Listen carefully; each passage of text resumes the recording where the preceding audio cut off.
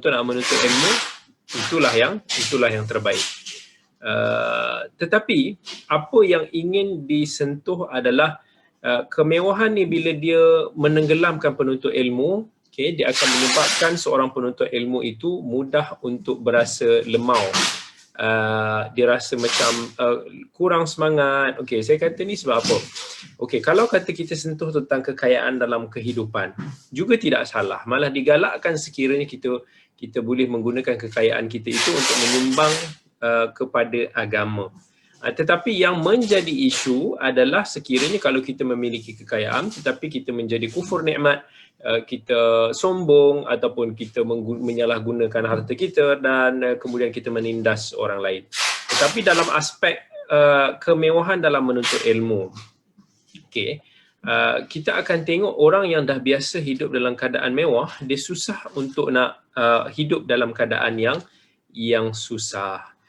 Contoh, saya ambil satu contoh. Kalau kita biasa tidur dalam aircon, kita bila tak ada tempat tu tak ada aircon, kita akan rasa macam susah nak tidur dan tak boleh nak tidur. Kalau kita ingat, contohnya kalau kita sekarang kaki kita ni kan halus-halus, lembut-lembut sebab kita pakai kasut-kasut yang sedap-sedap, memory foam punya kasut. Tapi bila kita sekarang ni nak berjalan dekat atas jalan tar, itu pun kita dah rasa macam sakit, macam boleh luka kita punya kaki. Tapi kalau kita tengok kawan-kawan kita yang mana hidup kampung, biasa berkaki ayam, tapak kaki pun dah tebal. Bila dia berjalan kat tempat-tempat macam ni, tak rasa apa pun, biasa je. Even dia orang boleh berjoging tanpa kasut. Boleh masuk hutan-hutan tanpa kasut, walaupun kita kata bahayalah. Tapi itu apa yang saya nak bagi tahu is bila kita biasa dalam keadaan yang senang, kita akan lebih susah untuk nak hidup dalam keadaan yang lebih sukar. Dan menuntut ilmu ini sifatnya adalah sukar. Sebab kata ayah kepada Yahya bin Abi Kathir dalam Muqaddimah Sahih Muslim, la yunalul ilm birahatil jism. Kita tak akan mampu untuk nak mencapai ilmu dengan jisim ataupun badan yang rehat. Nak menuntut ilmu mesti ada cabarannya, mesti ada kesusahannya. Jadi ini yang selalu saya akan nasihatkan kepada anak-anak didik saya, even kepada ibu bapanya sendiri. Sebab kadang-kadang ada parent, ibu bapa yang bila menghantar, contoh menghantar pada sekolah saya, Akademi Al-Khair tu kan, sebahagian daripada ibu bapa yang kita boleh katakan memiliki segala macam nikmat lah. Anak-anaknya mesti bila duduk di rumah ni memiliki segala-galanya. Jadi bila masuk ke asrama, bila kita belajar, definitely suasana itu tidak akan sama seperti di rumah. Mungkin di rumah dia petik jari, pembantu rumah datang. Mungkin di rumah dia nak apa sahaja, dia boleh dapat, dia boleh buat. Tetapi bila dia hidup di sekolah, hidup di asrama, mesti walaupun kata bagi pihak kami sendiri cuba untuk nak menyediakan keselesaan, kemudahan, environment yang terbaik, tetapi of course dia tidak akan sama dengan rumah. Apatah lagi di sekolah mesti akan ada dia punya mesti akan ada dia punya peraturan, akan ada masa, akan ada jadual, akan ada tuntutan-tuntutan yang boleh buat. Semua itu mungkin tak dirasakan kat rumah. Kat rumah kita free, paling-paling mak ayah kita je minta tolong sikit-sikit, tapi di sekolah kita kena ikut, kita kena ikut. Mungkin kita kata makanan tak seenak masakan ibu, mungkin juga katilnya tidak semewah katil di rumah. Jadi maksudnya mesti akan ada some of kekurangan bila mana kita menuntut ilmu. Dan itu akan menguji kita sama ada kemewahan itu menghanyutkan kita, melemahkan kita ataupun tidak. Jadi parent yang dah biasa besarkan anak dia bukan dalam kemewahan yang menghanyutkan, insya-Allah anak-anak dia still okay dan bolehlah untuk nak mengharungi. Tapi sometimes kadang-kadang parentnya sendiri pun tak sanggup anak-anaknya untuk nak mengharungi kesusahan, kesukaran. Jadi anak dia pun jadi macam lembik, bila ada cabaran pun macam tak strong nak menghadapi sebab tak biasa hidup dalam keadaan yang susah. Dan itu juga apa yang saya perhatikan bila mana kita menuntut ilmu dekat luar negara. Okay, saya selalu compare antara kumpulan pelajar Malaysia dan juga kumpulan pelajar Indonesia. Sebab kita ni serumpun dan kita ni berjiran. Apa yang buatkan saya cuba untuk nak compare, tapi of course dia bukan semua, tetapi dia sebahagian. Saya akan mendapati especially banyak daripada pelajar-pelajar Malaysia masa kita belajar dulu di Madinah ke, pelajar Malaysia akan ramai yang hanyut. Hanyut tang mana? Okay. Kalau kita tengok pelajar Indonesia ramailah, Masya Allah, bersungguh-sungguh. Bila kata konsisten, boleh kata Masya Allah, banyak daripada pelajar-pelajar Indonesia ni yang mana mereka ini bila belajar tu memang kita nampak lebih bersungguh lah. Overallnya lebih bersungguh. Bukan kata tak ada pelajar Malaysia ni tak lebih bersungguh daripada beliau, tak. Akan ada pelajar Malaysia yang lebih baik dan bersungguh dan sebagainya, tapi kita boleh tengok secara overall ataupun general. Bila kita tengok pelajar-pelajar Malaysia, bila sampai tu ialah masa baru ni kita tengok masih ramai lagi yang dalam keadaan bersemangat, nak kata okey, memula azamnya kita nak konsisten belajar dekat Masjid Nabawi. Ada yang bercita-cita lah, Masya Allah, nak mulazamah, nak talaqi dengan Syekh Fulan bin Fulan, tak nak ponteng kelas dan sebagainya. Tapi kalau kita tengok overall antara pelajar Malaysia dan pelajar Indonesia, kita akan kata pelajar Malaysia lebih senang. Ialah keadaan, mungkin ekonomi, daripada sudut pelbagai lagi boleh kata pelajar Malaysia itu lebih senang. Dan pelajar Malaysia di Malaysia sendiri pun overall lebih senang daripada ramai pelajar Indonesia. Jadi bila sampai sana, mula-mula dalam keadaan semangat tu tak apa. Tapi kemudian ada pelajar, ramai daripada pelajar kemudian hanyut bila memiliki komputer. Bila pelajar Malaysia ni mesti nak kena ada laptop, mesti nak kena ada komputer. Walaupun kita tak kata laptop tu tidak bagus, laptop itu bagus sekiranya digunakan dalam kebaikan. Pelajar Indonesia dia tak kisah pun, ada laptop, tak ada laptop. Kalau mampu ada, kalau tak mampu tak ada masalah. Tapi kita akan tengok rata-rata pelajar Malaysia akan usahakan untuk nak memiliki komputer sendiri, tak ada masalah. Tetapi bila sudah memiliki komputer sendiri, maka masa itulah dah ada internet. Dengan kebiasaan kita yang dah di negara kita ni dengan explore internetnya, maka ramai orang yang akan mula untuk nak, orang Malaysia dengan TV dan hiburan ni tak boleh nak dipisahkan. Akhirnya mula menonton movie, tengok cerita, bukan tengok sekejap. Bila dah boring tu, balik kelas, boring, tengok movie. Sebelum tidur tengok movie. Petang-petang tengok movie. Asalkan ada masa, sudah hilang niatnya untuk nak dulu nak mulazamah, nak ni, nak tu, nak ini. Sebab kebiasaan, habit, kesenangan yang ada di negara kita itu dibawa ke sana. Akhirnya, pelajar Malaysia ramai yang habis khatam. Khatam apa? Khatam movie bersiri-siri, berseason-season. Masa tu, bukan kata, kalau kata nak tengok tu, tapi berpada-pada, maksudnya bukanlah sampai hilang peluang keemasan yang sepatutnya kita gunakan kat sana, tapi dihabiskan untuk nak mengkhatam movie season-season begitu yang tidak memberikan sebarang faedah. Akhirnya berjangkit pada kawan, yang ni import filem, ni import hadis, ni ambil itu kongsi, share, kopi. Akhirnya kita tak nampaklah banyak sangat orang kata daripada kalangan pelajar Malaysia tu yang betul-betul istiqamah, konsisten, yang kita kata yang betul-betul menjadilah untuk nak menuntut ilmu. Sebab apa? Sebab kita dah terlampau biasa. Ya, kalau ada yang bertanya adakah pelajar lelaki juga lain movies? Ya, sebab dekat negara ni dah biasa tengok TV. So kita macam tak boleh hidup tanpa movie. Dan kalau nak halak, relax lah. Takkan tak boleh nak berhibur sikit pun. Tapi hiburan ni kalau tak dikawal akan hanyut. Dan saya pun memang tahu ada orang yang memang duduk dalam bilik dia khatam movie saja. tak rebut peluang-peluang untuk nak menimba ilmu daripada masyayikh, tak rebut peluang untuk nak betul-betul menghafal matan, ulang kaji dan sebagainya, hafal hadis, ulang Quran dan sebagainya. Habis. Sedangkan kita tengok negara-negara lain yang mana rakyat dia lebih susah, mereka ini lebih kuat. Lebih, even kalau kita tinggal bas, nak pergi Masjid Nabawi, dia boleh naik teksi pun. Bayar pun tak apa. Ada yang berjalan kaki, sanggup pergi. Kita dah sudahlah, memang tak ada usaha lah nak pergi ke situ. Sebab kita ini telah dimanjakan dengan kesenangan. That's the problem.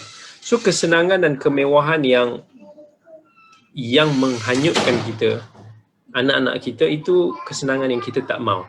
Sebab nak menuntut ilmu kena, mak ayah ni kena faham, dan kita sebagai penuntut ilmu kena faham, we will face a challenge. Challenge tu melibatkan emotional, akan melibatkan, macam saya ceritakan, ni minggu pertama sekolah saya ni baru dibuka, Akademi Al-Khair ni. Kita akan tengok anak-anak ada yang menangis, ada parent yang menangis. So macam cabaran ni both side, anak-anak dan pada parent. Jangan give up. Maksudnya kita akan tengok ada anak-anak yang hampir give up ataupun give up sebab tak boleh nak handle emosi, sangat rindu. Lagi-lagi parent pula menangis-nangis, ibu pula yang macam tak tahan. Saya faham semua tu sebab benda ni antara apa yang kita pernah alami dulu. Saya sendiri pun masa kena hantar dulu jauh-jauh di Kelantan, menangis kan. Dan orang yang sentimental macam saya ni biasalah menangis-nangis tu. Sampai 2 minggu lah ambil masa nak reda balik emosi tu. Benda tu sampai ke besar, saya tahu benda tu sampai ke besar sebab dia is kind of character dan personality seseorang. Ada orang yang tak kisah langsung, dia boleh balik dengan happy, dia boleh ceria dan sebagainya. Ada orang dia akan monyok sikit, akan sedih sikit. Saya kind of orang yang antara yang monyok sikit tu lah. Sampailah saya dah pergi ke Madinah sekalipun, benda tu still ada. Maksudnya setiap kali kita pulang ke sana, kita akan rasa macam very sad. Kawan-kawan lain boleh happy, boleh enjoy, pergi makan semua, kita macam kadang-kadang sedih, seorang sedih. Setiap kali. Dan benda tu ambil masa nak down balik, nak cool down. Tapi kalau kita give up at that time, kalau parent pun give up bila tengok anak dia sedih, dan anak pun give up, maka rugilah, habislah. Dan itu sebagai salah satu daripada peluang untuk nak kita belajar sebenarnya. How to face the challenge.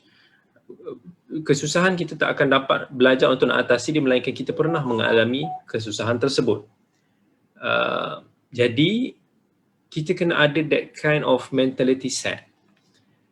Dan parent pun kena faham bahawa anak-anak mereka juga akan menghadapi cabaran. Contoh, mungkin akan hadapi suasana kawan-kawan yang nakal, yang suka ejek ke, itu akan ada. Some parent tak boleh nak accept. Some orang pun tak boleh, some anak-anak pelajar pun tak boleh nak terima. Jadi dia akan mudah untuk nak rasa macam Allah tak boleh, tak tahan lah apa. Padahal itu biasa. Dan kalau kita nak jadi pendakwah satu hari nanti pun, itu juga kita akan hadapi. Orang macam saya sendiri pun. Kalau saya tak biasa menghadapi benda itu masa dulu-dulu, mungkin sekarang ni saya tak mampu berada di sini.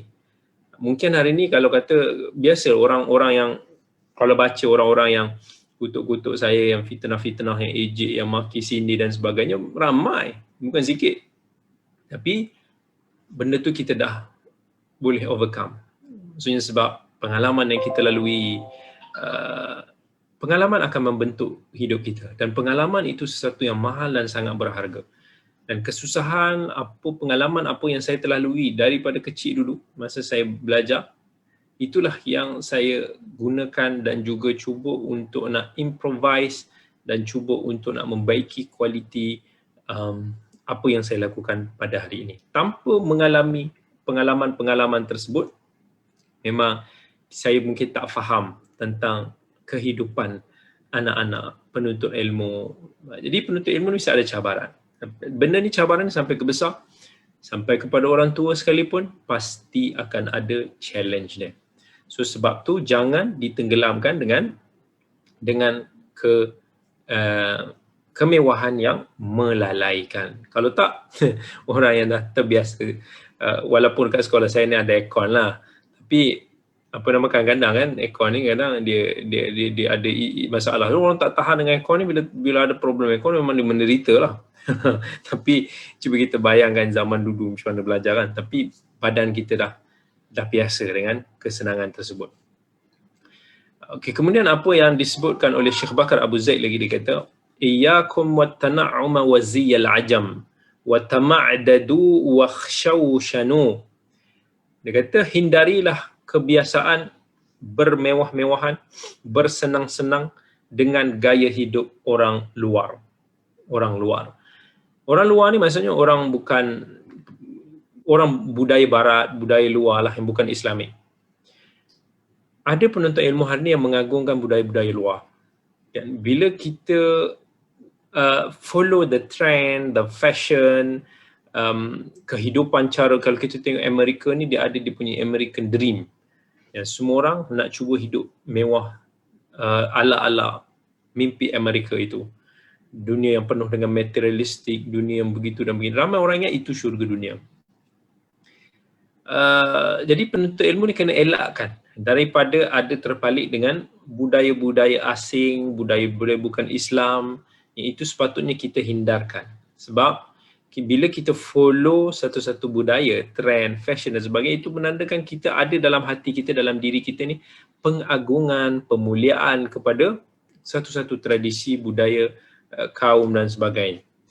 Jadi orang tak pakai baju ala-ala macam skinhead, melainkan dia bagi dia skinhead ni something yang satu very good budaya. Nah, ni masa saya kecil-kecil dulu pun, masa saya kat sekolah dulu, budaya skinhead tu, kawan-kawan yang jadi skinhead, masa tu cerita-cerita skinhead dia tulis, nak hidup gaya skinhead. Kenapa orang berfashion macam tu? Sebab dia mengagungkan budaya skinhead. Lepas tu tukarlah jadi hip hop lah, tukarlah, macam itulah Malaysia, selalu trend-trend, tak ada jati diri kita sendiri. Kita duk ikut. Masuk budaya K-pop, ikut jadi K-pop. Masuk budaya entah apa, indie, semua jadi indie. Tapi kalau kita tengok satu yang saya puji, banyak lagi serta-serta negara Arab, mereka masih mengekalkan kebudayaan mereka. Saya suka betul tengok tu. Kalau kita tengok contohnya orang Arab, saya cakap di Arab Saudi lah. Saya suka bila mana diorang ni masih mengekalkan identiti jati diri budaya sendiri. Diorang daripada raja sampailah kepada rakyat bawahan, semua jenis benda akan memakai pakaian yang tradisi dia. Saya pun pelik macam mana boleh jadi satu fashion je. Tapi laki dia akan pakai kurtah tu. Bukan kurtah, kutrah tu. Dan kemudian shimar ni warna merah tu. Serban warna merah atau serban warna putih.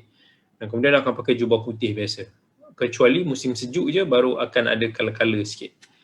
Perempuan ni semua style abaya. Kalau kita tengok king dia pun, pemimpin dia, pemimpin mana-mana companies, badan-badan apa sekalipun, mereka akan maintain, akan pakai mishlah, kod Arab tu. Kod Arab tu sebelah tangan dia keluar. Sebelah tangan masuk dalam lengan, sebelah tangan keluar. Dia akan maintain pakai, nampak kearaban dia, style dia. Saya sanjung sebab apa? Dia berbangga, maksudnya dia masih lagi berpegang dengan jati diri, identiti negara masing-masing. Tapi kebanyakan kita ni pula suka ikut. Bukan salah nak pakai coat ke, nak pakai tie ke apa, tak ada masalah untuk sekarang. But saya lebih suka kalau kata kita ni ada jati diri kita sendiri. Kalau orang Melayu kita ada, contohnya baju Melayu, kita ada boleh pakai baju batik ke, baju kemeja ke yang kemas ala kita sendiri. Maksudnya kita ada identiti. Apatah lagi kita ni orang Melayu ni kebanyakan sinonim dengan agama Islam. Jadi kita ada identiti budaya yang Islamik yang kita boleh bawa ke peringkat dunia. Yang tak perlu kita nak malu nak ikut. Tapi kenapa kita fikir gaya trend macam tu? Oh, kalau tak pakai coat, ini kolot lah. Maksudnya kalau nak kemas mesti kena jenis pakai tie, kena pakai jenis style-style yang kita ikut budaya-budaya western tu. Tak salah. Tetapi maksudnya it's better lah bagi saya adalah kita ni ada jati diri kita sendiri. Saya benda ni kadang-kadang saya pernah dulu masa saya kat USIM pun, saya bising kat, saya kata, apa duk pergi buat apa nama kod pakaian, nak kena pakai tie apa ni, saya tak pernah pakai tie. Apa nama nak, padahal kita lagi-lagi kita ni Universiti Islam, Sains Islam. So sepatutnya biar kita yang biasakan pembudayaan yang lebih baik daripada kita ikut, walaupun alasannya mungkin nak mengatakan kita nak ajar suasana korporat dan sebagainya, tapi it's not maksudnya kita nak survive dalam korporat ni, we have to follow everything. Kalau kata kita ni patutnya tak menjadi masalah kalau kata staff, pelajar kalau nak pakai baju Melayu. Adakah, saya tanya balik, adakah pakai baju Melayu ni selekeh? Maksudnya pakai baju Melayu ni tak kemas di mata kita sendiri sampai kita melihat tak boleh, nak pakai baju Melayu tak boleh. Kalau nak pakai hari Jumaat saja. Saya kata kenapa kena hari Jumaat saja? Patutnya bagi saja pada hari-hari lain. Tak apalah, orang tu nak pakai kemeja boleh, siapa nak pakai kot boleh, tapi jangan halang orang nak pakai baju Melayu, jangan halang orang nak pakai baju saya tak tahu baju macam saya ni kan. Baju-baju yang our culture, yang mana our budaya. Dan saya always happy to bring this kind of, kita kata, image lah. Sampai masa dulu belajar di Madinah kan. Di Madinah dulu, kebiasaan orang ni akan pakai jubah. Saya yang rajin untuk pakai baju Melayu. Walaupun masa tu pakai baju Melayu tu nampak orang tenung macam tu kan. Faham? Semua orang pakai jubah. Tiba-tiba ramai orang pakai jubah, dia ni nak pakai baju Melayu. Sama orang ingat, ini tidak membawa jati diri penuntut kuliah hadis. Saya kata apa masalahnya? Saya daripada Malaysia, saya orang Melayu, saya orang Islam, dan pakaian yang saya bawa ini langsung tidak menyanggah apa-apa dalam syariat kita. Malah Islam itu menghormati kebudayaan pakaian setiap masing-masing selagi tidak berjangkah. Saya tidak mendedahkan aurat dengan baju ini, dan bagi saya it's kemas, dan itu satu pakaian kita sendiri. Agama Islam agama yang syumul, yang merangkumi pelbagai kebudayaan. Kita tak boleh nak limitkan pada certain baju. Tak semesti you have to be, you mengaji agama you kena pakai jubah every single time. No. Kenapa nak kena pakai jubah? You want people to call you ulama? I don't want people to call me ulama. Saya adalah manusia biasa macam mana orang lain, dan apa yang saya pakai ni tidak berbeza daripada orang-orang dan masyarakat di kampung saya ataupun di negara saya. So why should I change? Tengok pelajar-pelajar daripada Afrika, dia pun ada pakaian dia jenis jubah besar macam lapik meja tu. Dia ada dia punya style kopiah dia tersendiri. Orang Arab pakai baju dia, saya pakai orang saya. Why should be a problem there? Itu saya daripada dulu lagi lah. Sebab tu saya sukalah secara peribadi, saya suka untuk nak kita ada image, maksudnya negara budaya kita tersendiri. Pelajar Indonesia beramai yang pakai jubah lah kat sana, ramai yang pakai jubah biasanya.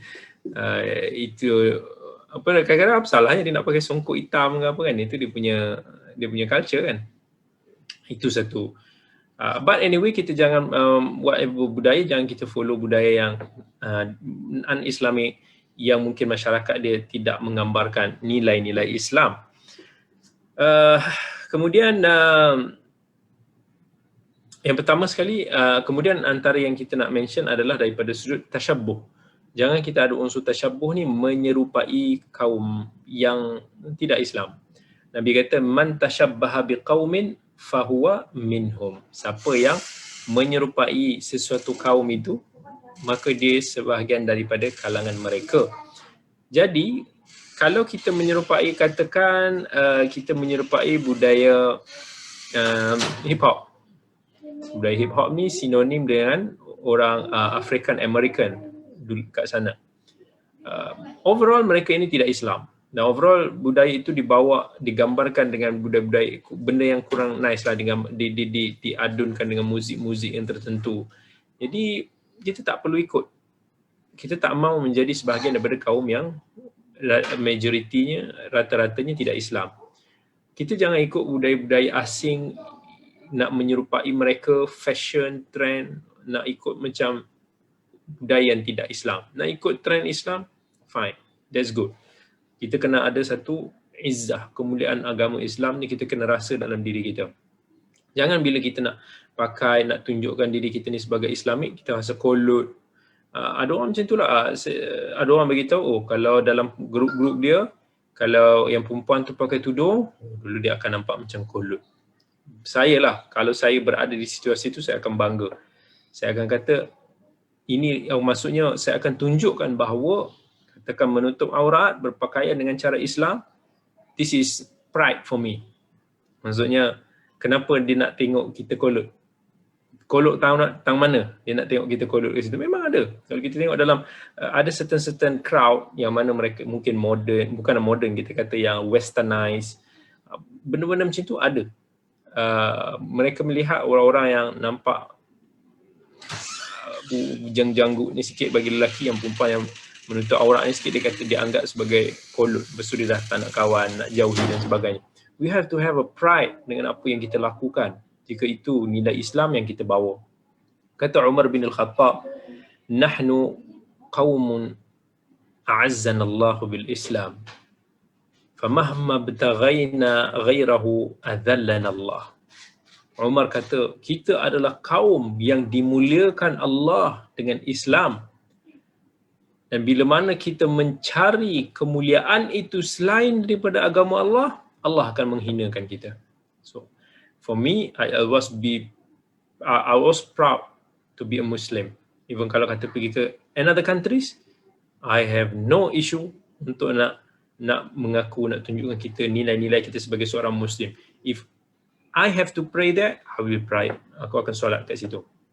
Sebab biar orang tengok Islam, kita tak boleh malu sebab kita ni Islam. Ada orang bila dia nak pakai Islamik, dia rasa macam rendah diri, dia rasa macam malu-malu.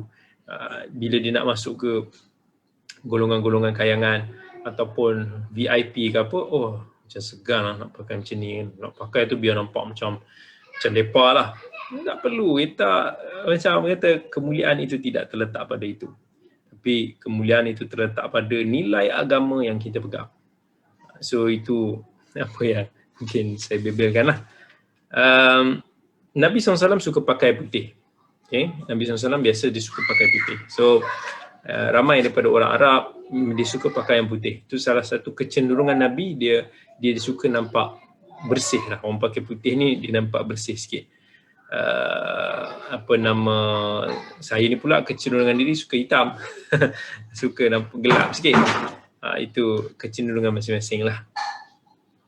Okey, kemudian adab yang ke-11 yang disebutkan oleh Syekh Bakar Abu Zaid, iaitu kita menghindarkan daripada forum yang sia-sia. Kata Syekh Bakar Abu Zaid, jangan menginjakkan kaki di permaidani milik mereka yang melakukan kemungkaran dan melanggar batas kesopanan di forum pertemu ataupun di majlis pertemuan mereka, seraya bersikap masa bodoh mengenai hal itu. Jika itu kau lakukan, maka dosamu kepada ilmu dan ulama sungguh besar.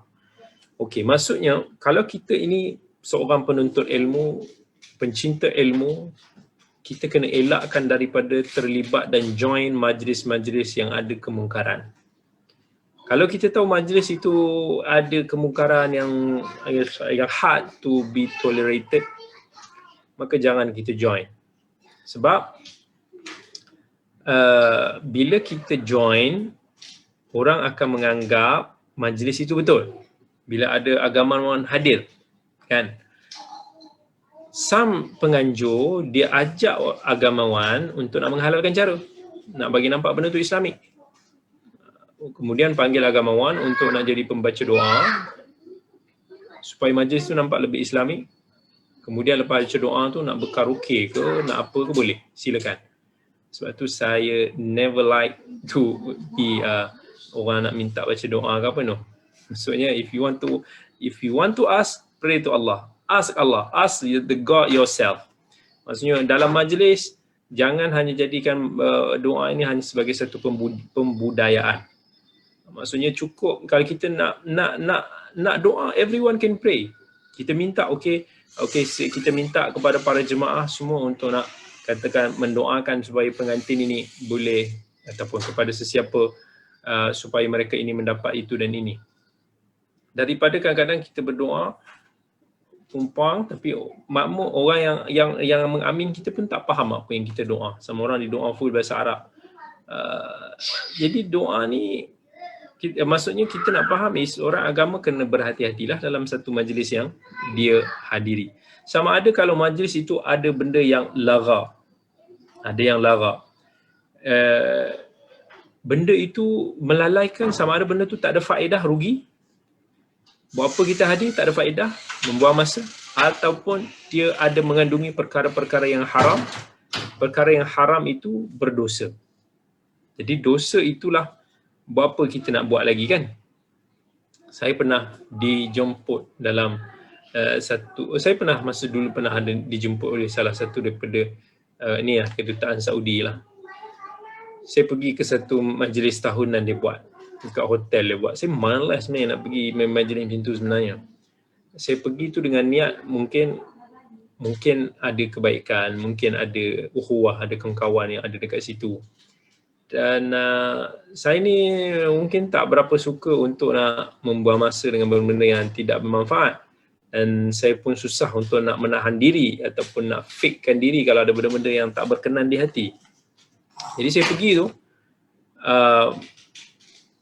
saya pergi sampai je dekat hotel tu, masuk-masuk saya terkejut. Saya ingat majlis tu majlis yang kira okey lah, majlis mungkin ni lah kedutaan kerajaan Saudi, kita anggap macam mungkin okey.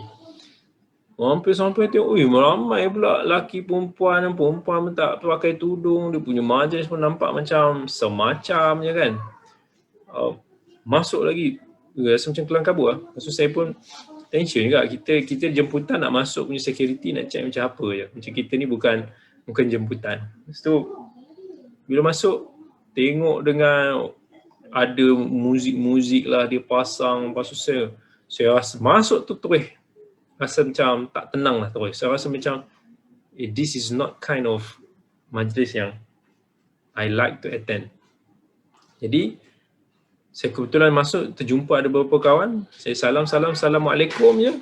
Jumpa 2-3 orang. Lepas tu saya balik. Terus balik. Baru datang 5 minit. Saya balik dah. Malas nak tunggu dan saya tak ada masa, rasa macam nak menunggu tempat-tempat yang saya rasa tak boleh tahan, bingit telinga, tengok mata dengan orang-orang Arab yang kita kata bingung-bingung sikit lah. Tak boleh tahan. Saya akan balik. Saya macam tu lah. Pernah. Yelah dulu orang pergi pekerja kerajaan ni, dulu kena ada VTN kan. Masa dulu kita nak sambung pengajian dekat luar tu, saya kena attend satu kursus Biro Tata Negara. Bila masuk dalam Biro Tata Negara tu, biasalah nak ada dengan program-program. Sekali tu, petang tu dia kata ada aktiviti. Dia kata ada aktiviti riadah lah. So pergi ke riadah ramai-ramai kan. Perempuan lelaki lah, semua ada. Lepas tu ingatkan nak riadah ke benda. Dalam dewan tu, lepas tu dia pergi pasang macam skrin besar tu, projektor tu. Dipasang masa tu tengah hangat poco-poco. Dia pun pasang muzik tarian poco-poco dah lah, perempuan yang menari tu seksi-seksi. Lepas tu, okey, dia minta semua orang ikut poco-poco tu. Dengan perempuan sana sini duk gelek, lelaki pun duk ikut gelek sama. Saya pun tengok ada kawan-kawan yang mengaji agama pun pergi menari juga. Saya tengok tu, saya dah macam, I cannot do this. Saya tak teragak-agak, saya minta angkat tangan, saya kata, saya nak pergi toilet. Saya pergi keluar, tepi kat surau dia, saya tidur. Kat situ, sejam saya tidur.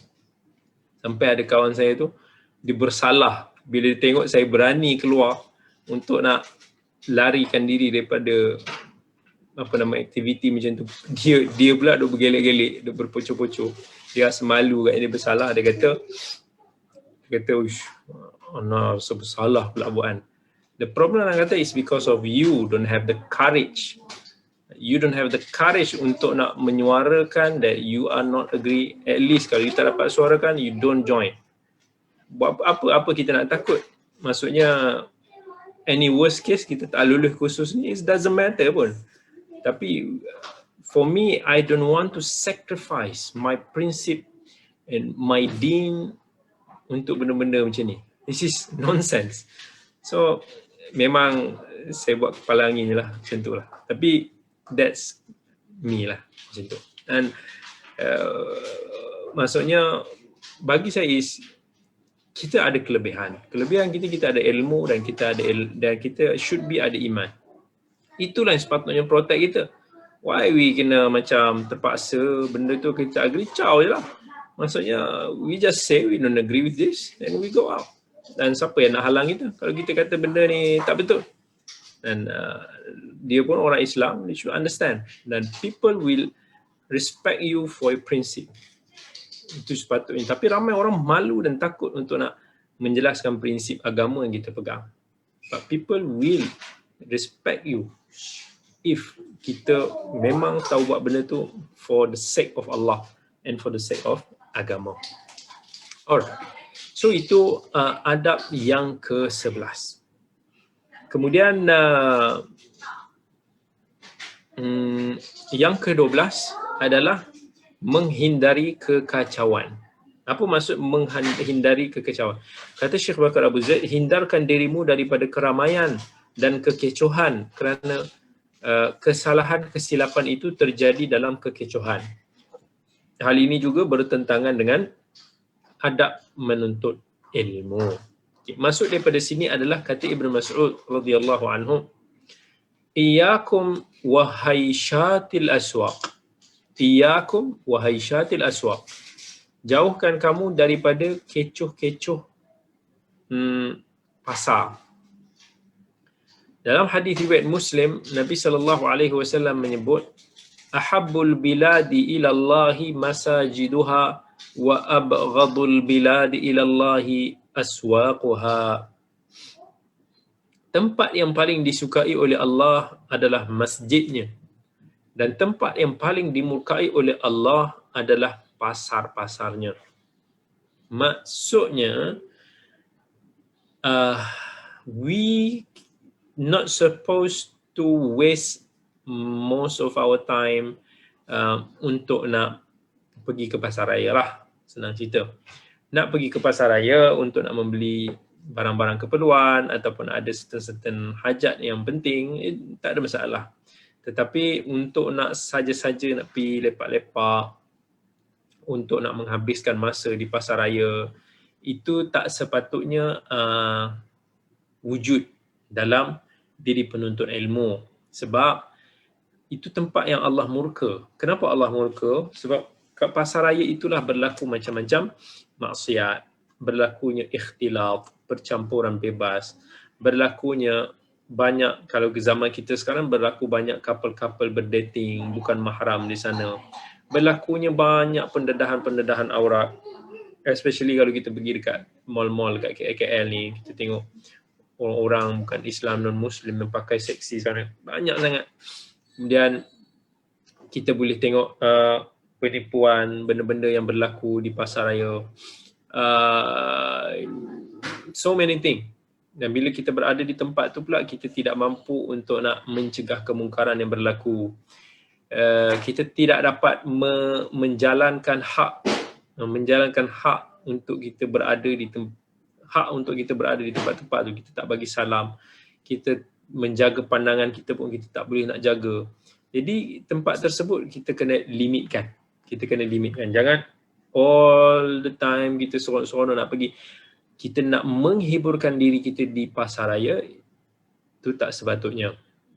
Bila kita merasakan ketenangan kita, hiburan kita berada di pasar raya, bukan di masjid Allah, that's something wrong.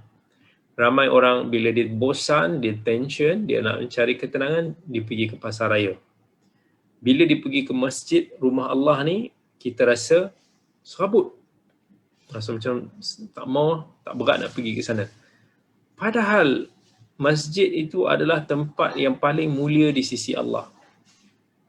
Padahal pasar raya adalah tempat yang paling dimurkai oleh Allah. Mana iman kita? Kita tanya balik iman kita. Kalau kita suka apa yang Allah murka dan kita tidak suka kepada perkara yang Allah suka. Where's our value of iman? Ask ourselves. So kita elakkan diri kita ini masuk duk pergi ke itulah kadang-kadang saya tengok kadang ada juga parent suka belajar agama, nak anak-anak dia mengaji agama, tapi bila anak dia nak pergi tengok konsert, dia bagi. Tanpa ada, bila anak dia nak tengok contoh BTS, nak tengok konsert-konsert apa-apa, bagi. Sepatutnya should parent sebut dekat anak-anak, bagi tahu pada anak-anak, this is not good. Maksudnya bagi nasihat. Kalau nak kata anak tu degil ke apa, lain cerita. Tapi some parent, okay, silakan. Tak apalah, dia dah besar. Dia buat pilihan sendiri. Pandai-pandailah dia. Kerana saya hairan juga. Padahal ibu bapanya mengaji agama. Anak-anaknya juga dihantar untuk nak mengaji agama. Tetapi unsur untuk nak saling menasihati, tegur-menegur dalam benda-benda macam ni tak dijalankan. Sepatutnya ibu bapa lah yang guide anak-anak itu. Bagi tahu benda ini sepatutnya dielakkan. Tak boleh kerana atas dasar anak aku baik, dia pandai jaga diri, so kita lepaskan. Tak, it should be dalam benda macam tu kita kena berjaga-jagalah. Okay. Kemudian adab yang ke-13. Okay. Adab yang ke-13. Berhias dengan kelemah lembutan. Kita kena ada sifat lemah lembut.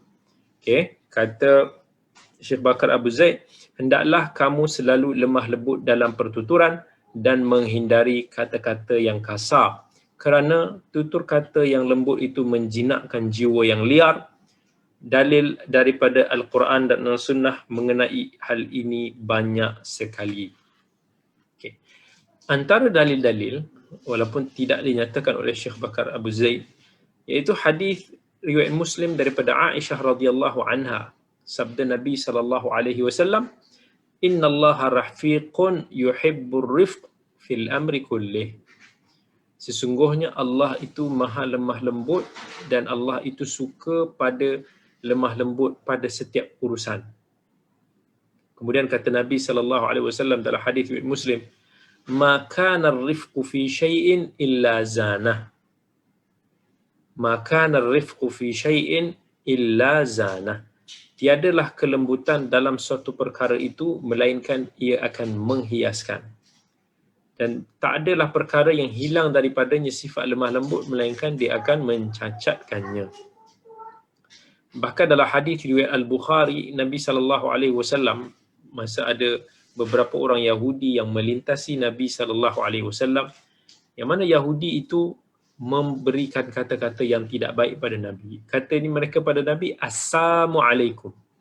Assalamualaikum maksudnya assam ni mati, alaikum ke atas kamu.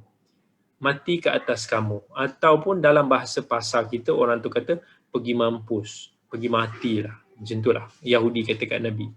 So masa tu Nabi SAW tengah berada bersama dengan isterinya Aisyah.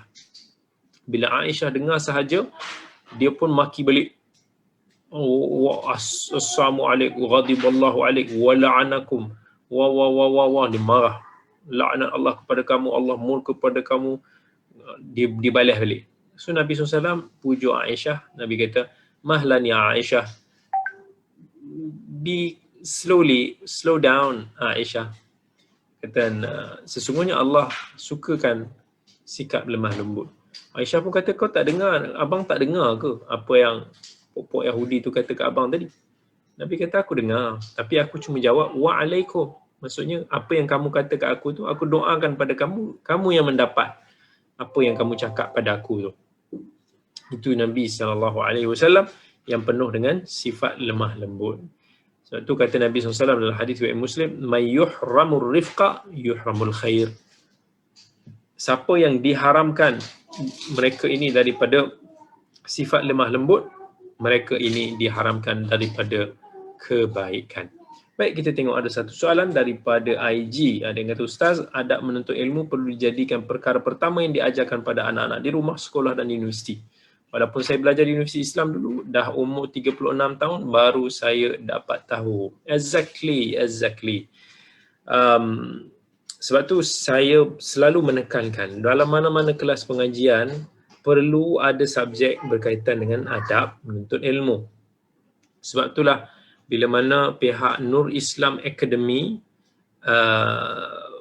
bila menganjurkan kelas ini, kelas secara online ini, saya mencadangkan juga tentang adab penuntut ilmu. Sebab this is very important untuk nak menyedarkan kita, memberi peringatan kepada kita dan membuatkan kita tahu apa itu karakter penuntut ilmu yang sepatutnya kita ada.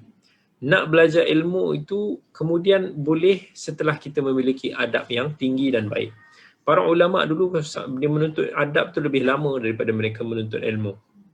Sebab tanpa adab, ilmu kita akan cacat cela. Mesti kita tak akan dapat untuk nak pergi jauh tanpa adab. Dan banyak daripada penuntut-penuntut ilmu pada hari ini yang kekurangan adab. Especially yang saya mendapati dalam, banyaklah kita boleh dapati dalam mereka yang meminati dakwah sunnah ini. Kita kekurangan daripada sudut itu. Sebab kita belajar tu terus kita nak tengok daripada sudut salah betul. Betul tak? Orang-orang yang minat, orang-orang yang mendekati sunnah ini, banyakkannya fokusnya mereka akan lihat kepada betul, salah, betul, salah, betul, salah, hitam, putih, hitam, putih. Dan kalau kita tidak ada daripada sudut nak menghiasi, menyulami perkara itu dengan adab Islam, itu yang akan jadi orang-orang yang mudah untuk nak menyalahkan orang lain ataupun mudah untuk nak tembak orang sana dan sebagainya. Mudah nak ada. Tetapi dakwah sunnah kita akan jadi sangat-sangat indah sekiranya kita memiliki adab yang betul. Bila kita belajar ilmu tu dalam keadaan adab yang betul, itulah membina karakter kita. Dan itulah yang insya-Allah bila mana kita jadi pendakwah akan ada barakah dan hikmahnya. Ramai penuntut ilmu yang menimba ilmu, tetapi tak ramai daripada kalangan orang yang berilmu itu memiliki hikmah dan barakah dalam tindak tanduk dan juga ucapan mereka. Allah Azza wa Jalla sebut dalam Al-Quran, فَبِمَا رَحْمَةٍ مِّنَ اللَّهِ لِنْتَ لَهُمْ وَلَوْ كُنْتَ فَظًّا غَلِيظَ الْقَلْبِ لَانْفَضُّوا مِنْ حَوْلِكَ. Allah kata kat Nabi SAW, dengan rahmat daripada Allah, berlaku baiklah, lembutlah kepada mereka. Kalau kamu bersikap kasar, maka manusia akan lari daripada engkau.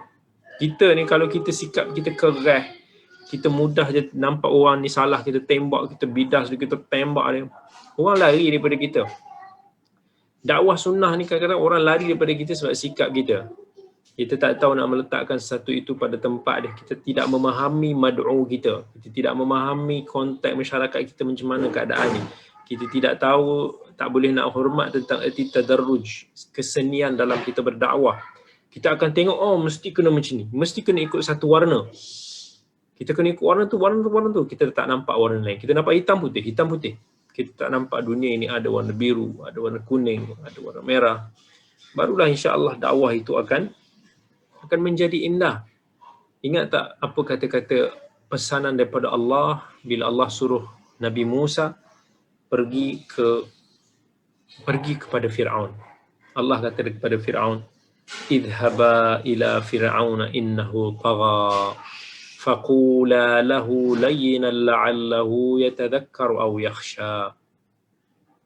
Pergilah kamu berdua kepada Fir'aun, sesungguhnya dia telah melampaui batas. Dan berkatalah kamu berdua kepada mereka, kepada Fir'aun itu dengan kata-kata layyinan, yang lembut. Moga-moga dia beringat dan moga-moga dia risau. Maksudnya Allah utuskan Nabi Musa, Nabi Harun ni kepada manusia yang paling jahat sekalipun, Allah tetap suruh Fir'aun, Nabi Musa dan Nabi Harun ini bercakap dengan cakapan yang lembut. Ini kita ni, kita punya mad'u kita ni, kawan-kawan kita, masyarakat sekeliling kita, yang tak lebih jahat pun daripada Fir'aun, yang jauh lebih baik daripada Fir'aun. Tetapi kita dengan mereka ini, kita lebih memilih untuk nak berkata kasar, berakhlak buruk, bersikap buruk. Ini tak kena. Dakwah sunnah kita kerana cacat disebabkan ketimpangan daripada sudut isu adab dan juga isu akhlak. So ini perkara yang perlu untuk nak kita ambil perhatian.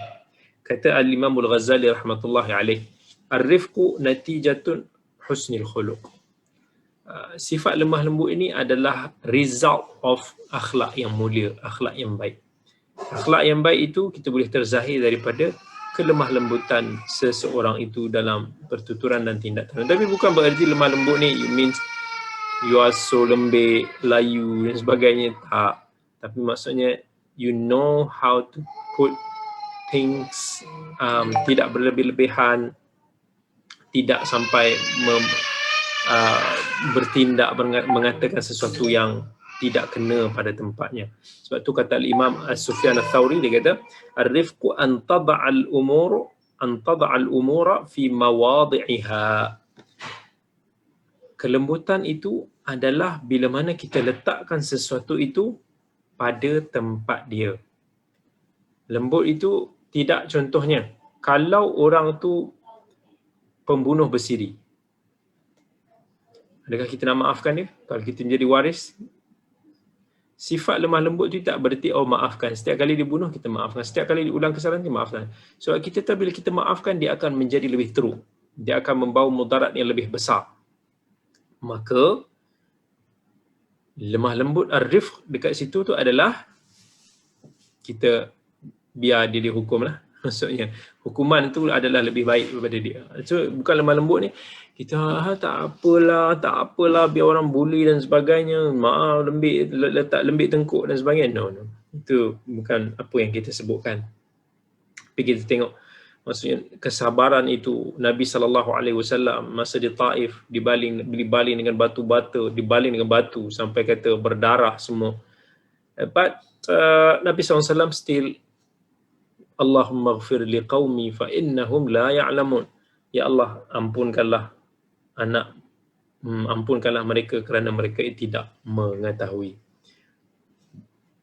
Kita kena pilih kata-kata kita sebaik-baiknya. The power of words.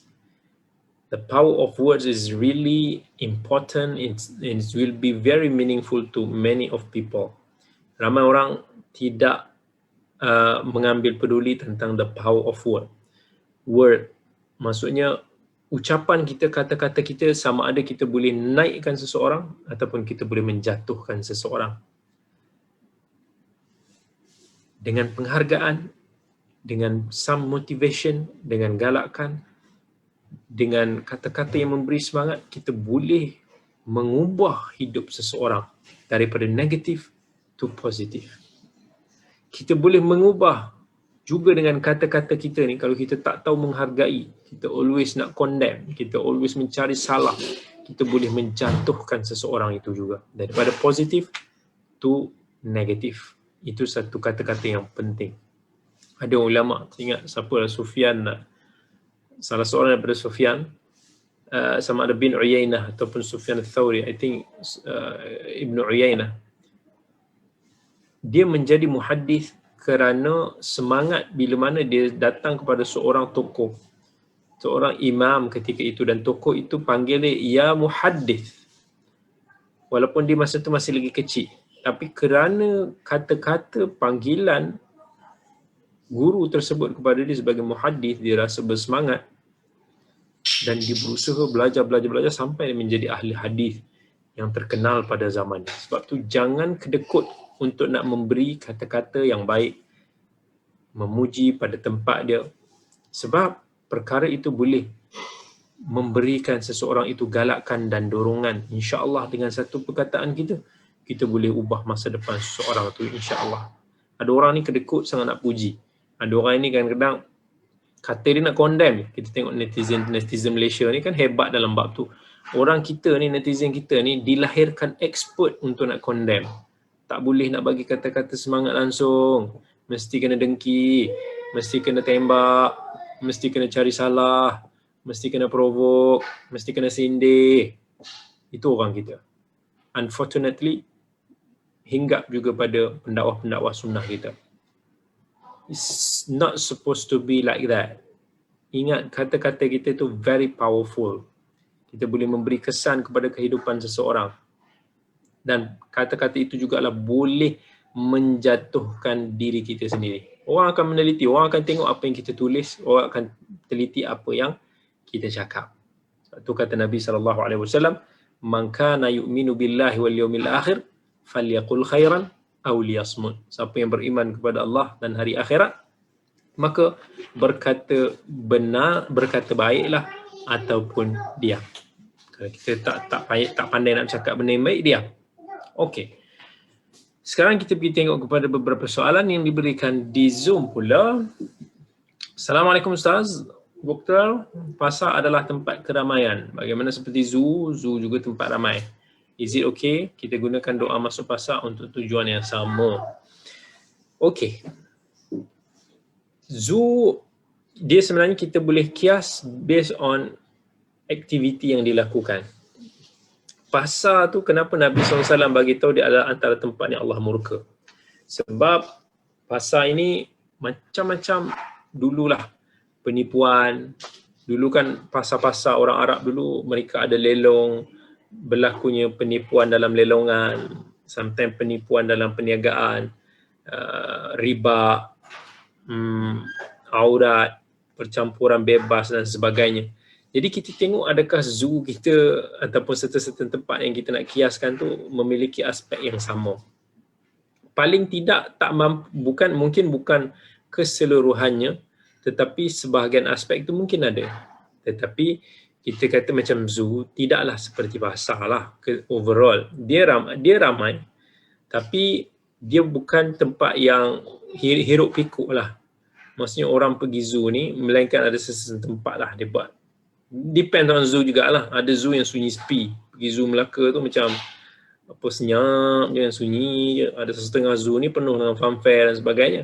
So ada seseparuh boleh dikiaskan, ada seseparuh mungkin kita tak kiaskan begitu. Tapi anyway, tempat-tempat keramaian ni kita perlu jagalah. Maksudnya kena raikan hak jalan yang Nabi pesan pada kita. Jaga pandangan, bagi salam, jawab salam, dan juga kita nasihat ataupun ingkar kemungkaran jika benda itu berlaku di hadapan mata kita. Baik, soalan yang kedua kita lihat, kita ambil pula daripada di IG.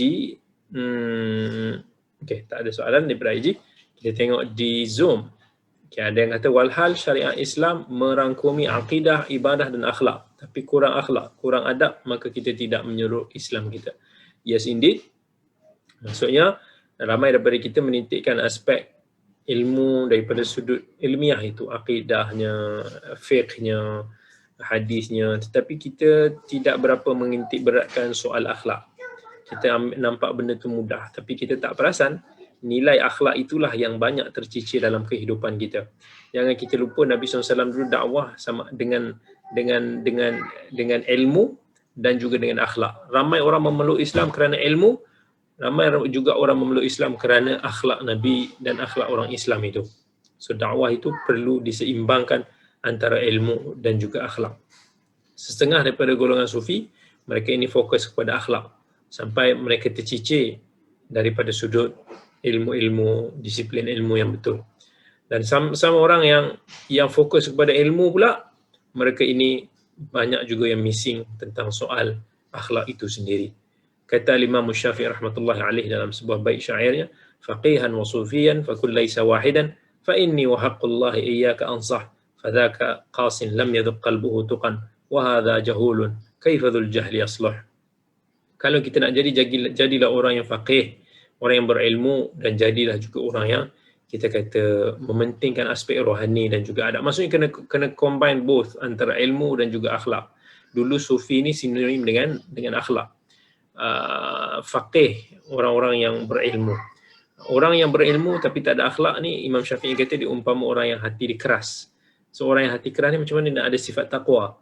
Dan orang yang hanya mementingkan soal akhlak tetapi tidak fokus kepada ilmu, golongan-golongan zuhad, ahli ibadah yang mana mereka ni jahil tentang ilmu tapi ada akhlak, macam mana mereka ini hendak memperbaiki masyarakat.